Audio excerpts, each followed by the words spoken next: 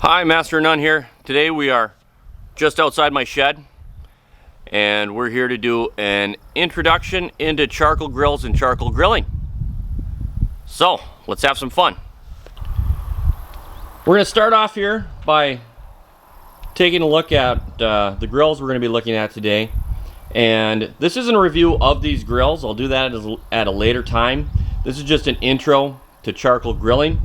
I also have my offset smoker here today, which actually you can grill on the firebox of that. That's nice when you're smoking on one half of it. You can either finish something like in a reverse sear in the firebox or just throw some stuff on there while you're smoking. But today I think primarily we're going to be looking at this is a Weber kettle, probably the most familiar charcoal grill that you're going to find. This one, you'll notice, probably is a little bit larger than the ones you're accustomed to seeing. Weber kettles come in four, well technically five, but four common sizes. The 14-inch, Smoky Joe, the little tiny portable Weber, an 18-inch model, a 22-inch model, and this is a 26-inch grill. And you might ask, what's the difference between 22 and 26 inches? And frankly, it's a lot. If memory serves from when I bought this one, it is something like 350 cubic inches of grilling space. So you can do a lot more with this grill than you can with the 22-inch Weber. Some things to look at. You'll notice there's vents on one side that are adjustable. There's vents on the bottom that are also adjustable, so you can kind of control the airflow into your Weber to help control temperature and whatnot. And on the other side, there is a temperature gauge, so when you have the lid closed, you can know what the temp is in there, and that's always really handy. Now, with the 26-inch, if you can see that there, it comes with some baskets here that you can fill with coals for indirect grilling, for smoking. I use these the most when I do beer can chickens. I'll fill these up on the sides and just do a row of beer can chickens in the middle, and with this grill it's big enough that you can fit 3 or 4 of them in there and cook for quite a bit of a large group. Then the grate on this, flips up on the sides, so say if you're smoking, you can continuously add charcoal and wood there to the sides. So if you're going to use charcoal, one of the things you need is a way to start the charcoal. Now there's a lot of ways to do this. There's electric devices, there's little fuel tabs. The old-fashioned way would be lighter fluid that some people still do. I think that lighter fluid imparts flavor into your food even if you allow it to burn off for a long time. There's just some that just soaks into the charcoals and continues to burn long after the charcoals are all white.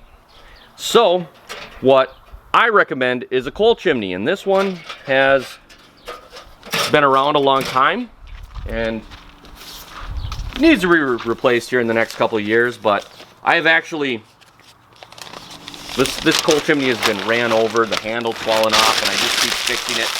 So with a coal chimney, you place 2 or 3 pieces of crumpled up newspaper in the bottom. You flip it over, and then you add your charcoal.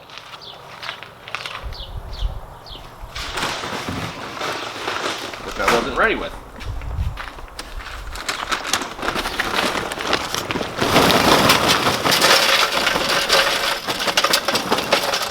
Charcoal comes in a couple varieties. There is briquette charcoal, like you get if you've got a bag of Kingsford, and there is natural lump charcoal, just chunks of wood that have been turned into charcoal.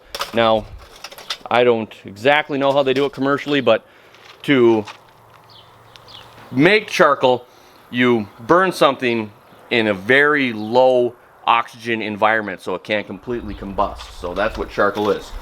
Now with the coal chimney, you simply take some kind of lighter. I've got a little micro torch I like to use, but common is also these stick lighters.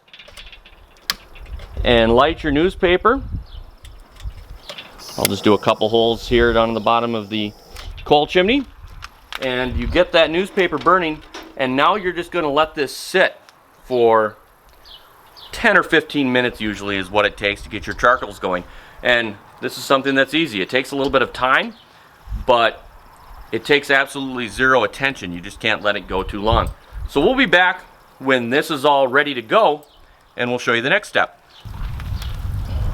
So here we are, and the flames are starting to kind of lick around the coals that are at the top of the coal chimney. The stuff that's down in there, you can see, is glowing orange and all white and everything. And in an ideal world, I'd let the whole coal chimney get to that white coloring of coals that are being consumed, but I think at some point there's a point of diminishing returns where it's so hot down at the bottom that those coals down there are burning up, while as these coals are just, you know, starting.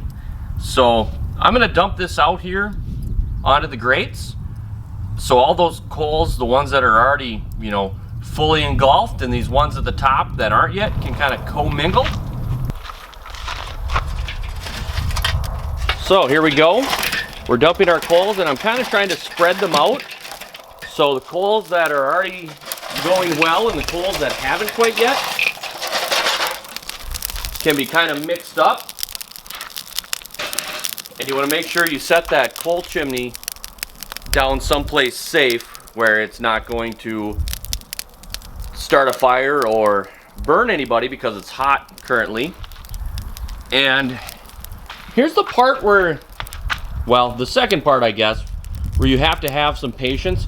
Actually, I won't say the part with the coal chimney you have to have some patience, because what I usually do is I start that thing, and then I go inside to the kitchen and do food prep for the meal. So you go inside for 10 or 15 minutes and season your steaks or whatever, cut up some vegetables or anything you're going to be having for sides, because you can really cook everything in a charcoal grill with like hobo packs or grill pans or that sort of thing. You can put a cast iron pan on the grill.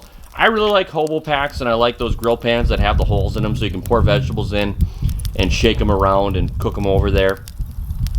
But all of that's for other videos. What we're looking at now is the coals right now. In there we've got coals that are ready to cook, and we've got ones that are just catching. And when you see the flames like that, that's from the ones that are just catching. You want to wait till all that subsides before you start cooking. This is probably where you need the most patience, because right now the temp here is going to keep getting hotter and hotter and hotter as those 15 to 20% of coals that weren't already burning start to burn right now. And if you started cooking now, you'd be in for a mess, because your temperature is just going to start shooting up. And that pertains to whether you're smoking, indirect grilling, or grilling directly over the coals. It's universal. You want to get everything going. You know, if you're smoking and you're going to be adding a few coals now and then, or the same with indirect cooking. And indirect cooking, there's two kinds of cooking, well, three if you count smoking, but that's a form of indirect. There's two kinds of cooking that are done on a grill like this. There's direct, right over the coals, and indirect over here on the other half of the grill that's left open. Now direct is usually done with the lid open, just like this, and you've got the grates on and you're grilling over that. Indirect, well, you're still gonna have the grates on, but indirect is gonna be done over here with the lid closed, and that's where the temperature gauge comes into play. You're gonna have your food over here. The grill's hot. You know, it's good for larger chunks of meat that can't cook through in the time it's going to take to do a few minutes on one side and a few minutes on another side.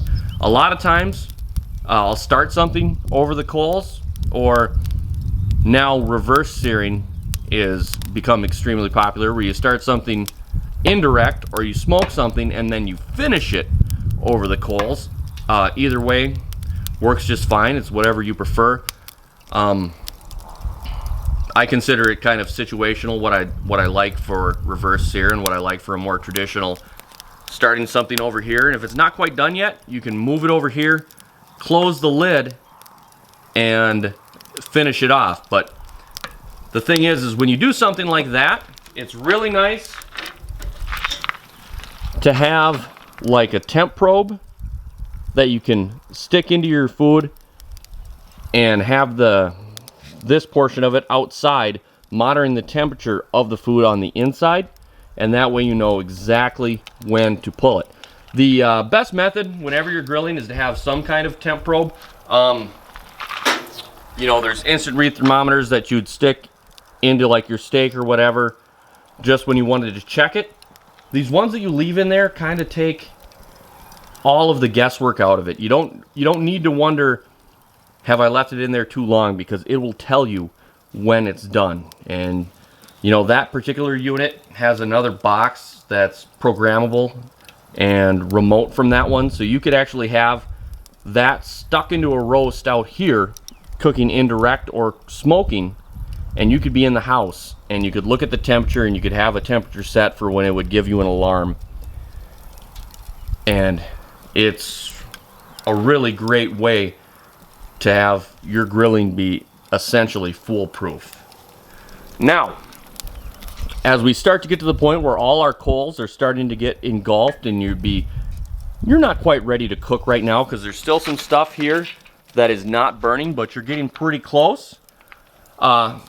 There's some tricks that you can do at this point to give yourself a better grilling experience.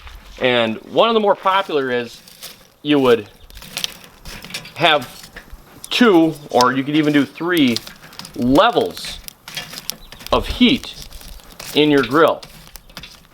Now up here we have multiple layers of charcoal. You're gonna get a lot of heat right there. I mean, I could probably start this on fire just holding it elevated above that. It's kicking off a lot of heat. Well, down here, once this little guy here starts to get into this coal stage, instead of where it's just openly burning, you only have a single layer, and you're gonna have a cooler layer here. So when you break your charcoal fire into sections like this, you have a hot section over here, you have a cooler section over here. So if you're cooking something like a steak or burgers, and we'll throw the grates on here.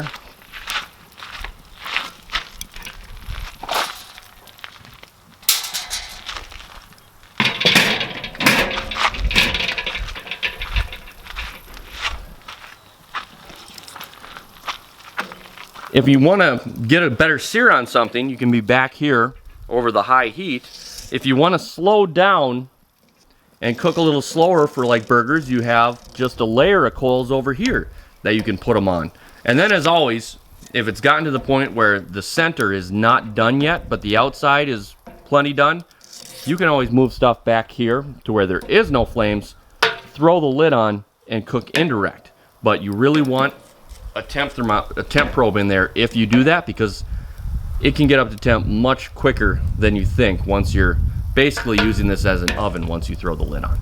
So you've got your grate on, you've got all your coals ready to cook. The next thing you're going to want to do is clean your grill, and there's a couple ways we're going to look at to do that right now. One is the traditional way of a grill brush, and then there's the kind of the latest fad of using a crumpled up piece of aluminum foil held in your tongs. So we're going to look at both of those right now. So that's it for the Master of None intro to charcoal grilling.